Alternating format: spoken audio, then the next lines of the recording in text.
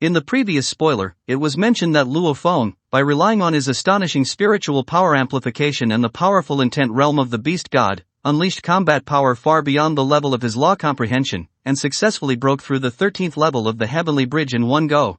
This feat not only left the many immortal-level powerhouses watching the live broadcast utterly stunned, but even King Jinyan himself found it hard to believe.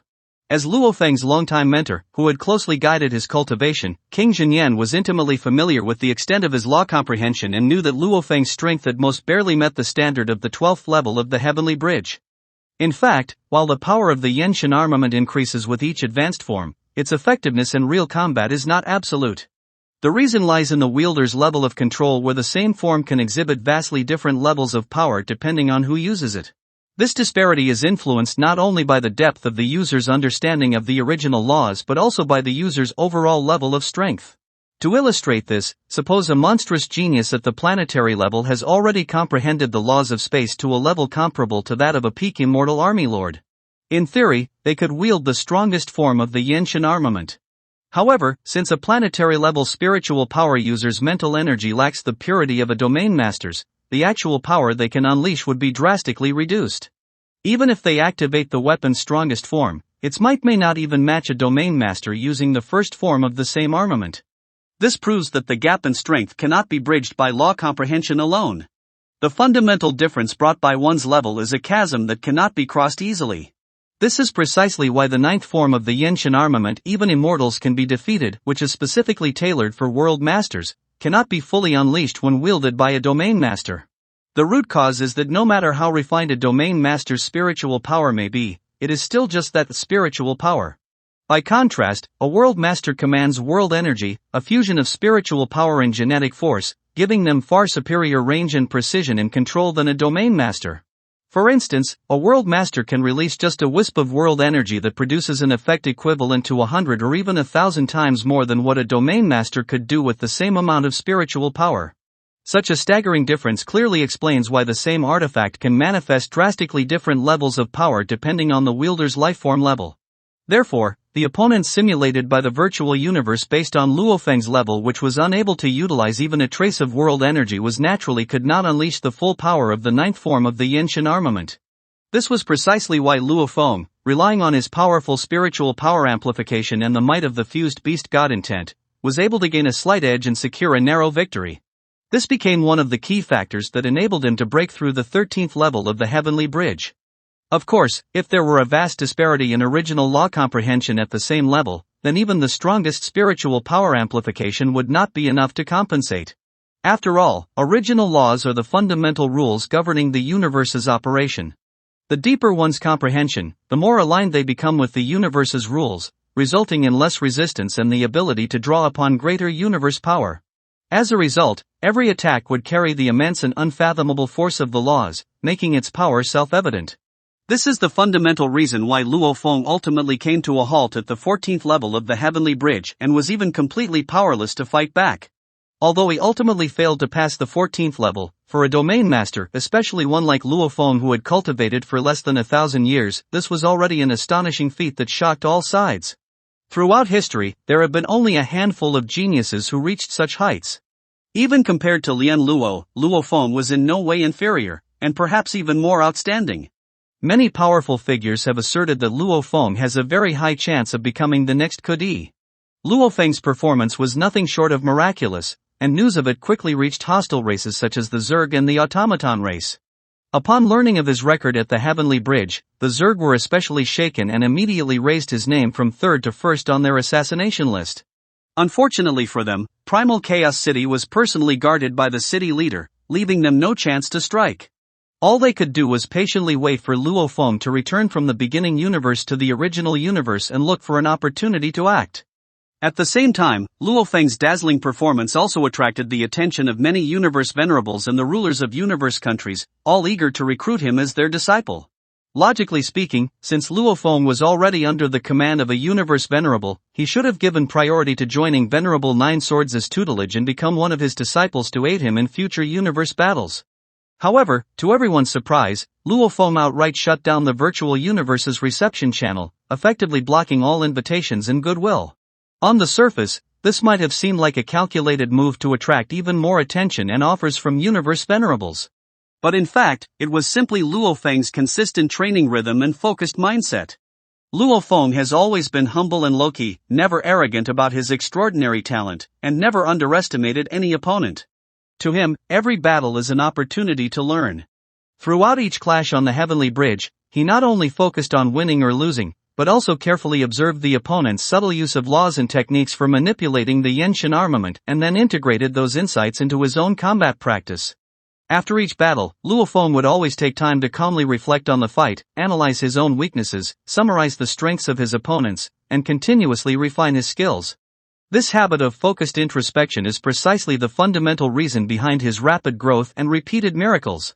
In fact, Luo Feng originally had his heart set on becoming a disciple of Tianshi Palace Master.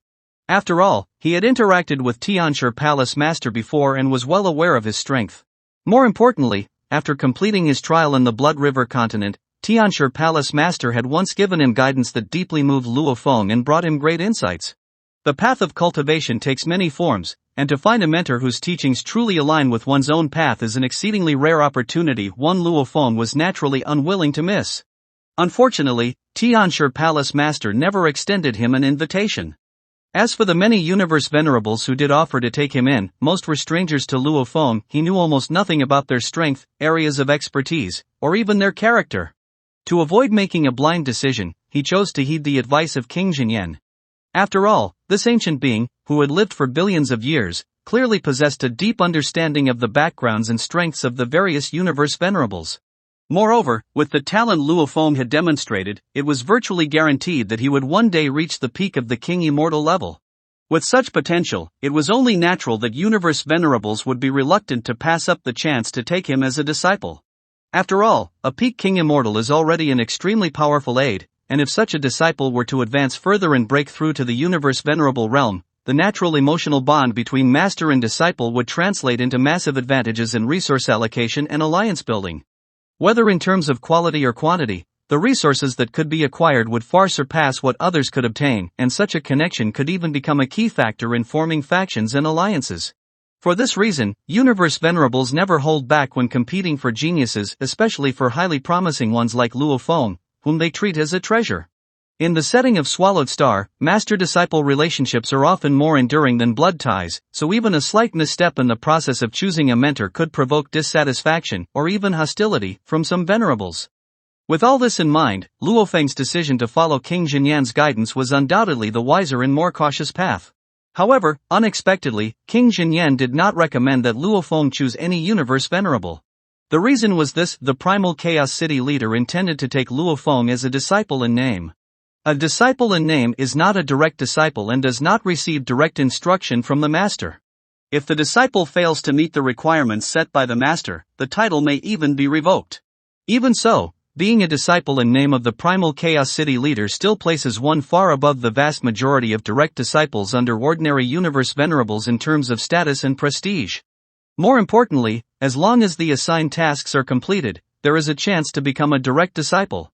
As an exceptionally gifted super genius, how could Luo Feng possibly fear a challenge? And the other Universe Venerables naturally wouldn't compete with the Primal Chaos City leader for the chance to take Luo Feng as a disciple. After all, the Primal Chaos City leader is the creator of the Universe Chaos Steel, whose corresponding Heavenly Bridge has a full 30 levels, which is second only to the huge Axe Chaos Steel, ranking second overall. It must be noted that the number of levels in the Heavenly Bridge directly reflects the strength of its creator. For comparison, the 9 Universe Chaos Steel that Luo Feng is currently studying corresponds to a Heavenly Bridge of 27 levels, while the Heaven Ruins Chaos Steel created by the teacher of Hong Void Gold Master has a Heavenly Bridge of 26 levels. This clearly shows the overwhelming power of the Primal Chaos City leader. Thus, Luo Feng's decision to become the disciple in name of the Primal Chaos City leader not only drew no opposition, but in fact caused many Universe Venerables to secretly marvel at his incredible luck having the rare chance to train under one of the universe's most supreme beings. As the master of the original laws of space and time, which transcending time and space itself, the Primal Chaos City leader was able to judge where just by watching the battle video of Luo Feng challenging the Heavenly Bridge, that Luo Feng had almost fully comprehended the essence of space and had passed the 13th level of the Heavenly Bridge by relying on the powerful intent realm of the Beast God. The condition he set for Luo Feng to qualify as a direct disciple was to master the first level of the upper volume of the secret tome created by Shi Luodu, which was gifted by King Jinyan, within 3,000 years. This requirement was an immense challenge. It's important to understand that even the genius Lian Luo at the time spent 3,000 years merely to comprehend 108 types of spatial essence. Yet the fusion law recorded in the secret tome was hundreds or even thousands of times more difficult. In the eyes of many universe venerables, it was nearly impossible for Luo Feng to complete such a task. However, what they didn't know was that although Luo Feng still appeared to be at the domain master level, his two other bodies had already broken through to world master level. With the comprehension ability of a world master, his rate of progress in understanding the laws far surpassed that of an average genius domain master by at least 100 times, and was even superior to that of most world masters. Only the Primal Chaos City leader could see through this secret with perfect clarity. Even so, mastering the first level of the secret tome within 3,000 years remained an extremely difficult challenge for an ordinary genius world master. Precisely because of this, the requirement was not only a trial set for a super genius, but also carried the deep hopes the Primal Chaos City leader had placed upon Luo Feng. Although Luo Feng's currently demonstrated talent wasn't yet enough to earn the city leader's personal guidance, the Primal Chaos City leader, now the supreme controller of the virtual universe company after the ancestor Yuan was suppressed by the universe origin, still generously offered Luo Feng numerous advantages in his cultivation. For example, he specifically arranged for Venerable Gold Axe, a disciple under his command who had previously studied this very secret tome, to regularly guide Luo Feng in his training. The reason it is said Venerable Gold Axe had previously studied the manual is because he had long given up on continuing its cultivation. After all, the difficulty of training in the fusion law was so immense that he saw no hope of ever breaking through to the universe master level. In the end, he chose a more stable path, focusing entirely on mastering the original laws of space and time, with hopes of achieving a breakthrough that way. Of course, given his realm and mastery, he was more than qualified to instruct Luo Feng. It's worth noting that Venerable Gold Axe was even slightly stronger than Venerable Fire Erosion in terms of power. In addition to this, the Primal Chaos City leader also granted Luo Feng 20 opportunities to comprehend the 9 universe chaos steel, which was an enormous advantage. Normally, geniuses could only earn one chance to study a chaos steel by passing the trials of the Heavenly Bridge, each level being incredibly difficult. Even the Heavenly Bridge with the highest number of levels only had 32 in total. Those who could reach the 25th level were virtually all universe master level beings. However, for universe masters, the insights gained from the chaos steels carry little significance. This is because to advance further and break through to the true God level, one can no longer rely on paths forged by predecessors, they must explore an entirely new path on their own. The reason lies in the extreme suppression imposed by the will of the original universe on true gods. Once a cultivator becomes a true god through a particular method, that path is completely sealed, making it impossible for others to ascend via the same route again. Therefore, the true value of the chaos steels lies in the early stages of a cultivator's growth, where their guidance is most precious. After all, the paths of cultivation vary immensely. While the chaos steels are indeed a tremendous help in the early stages, as one's level increases and their personal system evolves, their effectiveness diminishes significantly. If Luo Feng had relied solely on his own strength to earn 21 chances to comprehend the steel, by that time he would likely have already become a universe venerable, at which point the chaos steels would offer little practical benefit. What's more, the 9 universe chaos steel is not based on the fusion law, and thus would offer limited guidance when Luo Feng attempts to break through to the universe master level. As such, the Primal Chaos City leader's decision to grant him 20 additional opportunities to study the steel came at the perfect moment, offering the most crucial support precisely during the stage when Luo Feng needed to build a strong foundation. It was truly a case of turning stone into gold, timely and transformative. Now, thanks to these precious opportunities and the regular guidance from Venerable Gold Axe, Luo Feng's cultivation has progressed rapidly. In just about 100 years, he has fully grasped the essence of space. At present, he can even trigger the power of the original laws using ordinary metal blades, without needing a spiritual-powered weapon. While these attacks are still slightly inferior in power and precision compared to using a Yinshan armament, since such weapons have engraved fixed secret patterns that, once activated, can channel the law's power far more easily than a common blade, this already shows a tremendous leap in Luo Feng's strength. Meanwhile, after news spread among universe venerables that Luo Feng had become a disciple in name of the Primal Chaos City leader, even the ruler of Qianwu Universe country began to offer the Luo family special protection, greatly elevating their status within the Qianwu Universe country. This brings up an interesting question: why does a super genius hold a status so much higher than what their current strength might suggest? For instance, in terms of raw strength, Luo Feng is still not as powerful as Dylan, yet his status far surpasses the latter. Or take Hong, he is only at the universe level, yet he is allowed access to observe the activities of most universe venerables in the huge Axe Dojo, clearly showing that his status rivals that of universe venerables, despite his identity not being publicly revealed. The fundamental reason is that powerful beings have often already reached their limits, with almost no hope of further breakthroughs, while super geniuses possess infinite potential. Based on Luo Feng's current displayed talent, it is almost certain that he will reach the peak of King Immortal level in the future. To grant him respect and resources in advance is not only an investment, but also an act of wisdom. Moreover, it is often these super geniuses who have the potential to change the fate of an entire race.